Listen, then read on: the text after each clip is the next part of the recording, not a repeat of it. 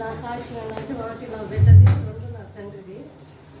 మా బిడ్డకి హాస్పిటల్ తీసుకుపోయినప్పుడల్లా ఆ పిల్ల భయపడి ఇంజక్షన్ చేసినప్పుడు పిడిసలాలు వస్తుంటే ఒక్కోసారి అసలు ఆ పిల్ల మన స్వాధీనంలో ఉంటుందా ఒంగోలు తీసుకెళ్ళా, అప్పటికప్పుడే ఆగబడిపోయింది.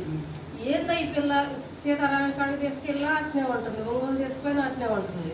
ఇంక మోకరించి ఇట్లా ప్రార్థన చేస్తున్నా, ఏందయ్యా ఈ బిడ్డలు ఏంది, ఈ బిడ్డకి సూర్యేస్తే ఈ బిడ్డ అయిపోతుంది, ఈ బిడ్డ చేతికి చిక్కిద్దా చిక్కదా ఏంది ఈ బిడ్డలో లోపమని ప్రార్థన చేస్తున్నా. దేవుడి దయ వల్ల ఇప్పటికి మళ్ళీ హాస్పిటల్ పోయినా ఆ బిడ్డకి ఏమీ రావట్లేదు, బాగానే ఉంది. రెండు నా తల్లికి హాస్పిటల్ తీసుకుపోయాము, స్ట్రోక్ వచ్చింది. దేవుడి దయ వల్ల బాగానే ఉంది, కానీ అప్పటికప్పుడు ఇబ్బంది ఉంది, తీసుకెళ్ళిపోండి ఎక్కడన్నా జాయిన్ చేసుకోండి అన్నారు. అనేలకి ఏం చేయాలి అర్థం కాని స్థితిలో నా తమ్ముడు నా చెల్లి నా చుట్టూ కాదు, నేనేం చేయాలో నాకే అర్థం కాని స్థితిలో కూర్చున్నా.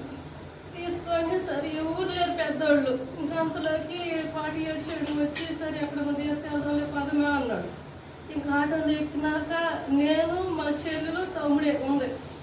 నన్ను ఎందుకు మా ఇంటికి తీసుకెళ్తున్నాను, మీరు ఒక్కరే ఎక్కడే కదా హాస్పిటల్లో ఉంటారు అమ్మా అన్న.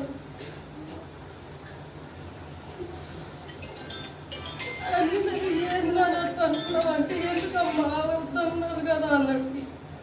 ఏం కాదు నాన్న, దిక్కు నువ్వే కదా, ఇంకా నాకు ఎవరు ఉండాలి కదా, నన్ను ఎక్కడ చూపించుకుంటాను ఇంటికి తీసుకెళ్ళాక ఊరు తిరిగాడు, పార్టీ వెళ్ళి రిపోర్టులు తీసుకెళ్ళి చూపించాడు. ఎక్కడప్పుడు ఇక్కడ కుదరదయ్యా చేయలేము అని అన్నారు. కానీ దేవుడి దయ వల్ల మా పెదనాన్న కూతుర్లు నర్సులు అయితే వాళ్ళు ఆడాడు చూపించి అక్క చాలా తీసుకెళ్ళాక తగ్గిద్దిలే ఏం కాదన్నారు. సరే అట్టయితే అట్ట అయింది, చేతిలో డబ్బు ఉంది కానీ చేసే వైద్యమే చిక్కట్లా. అతను సరేనని ఇబ్బంది అయినా పిల్లలు వదిలిపెట్టి వాటిని తీసుకొని వెళ్ళినాక దేవుడి దయ వల్ల ఏ ఇబ్బంది లేదు.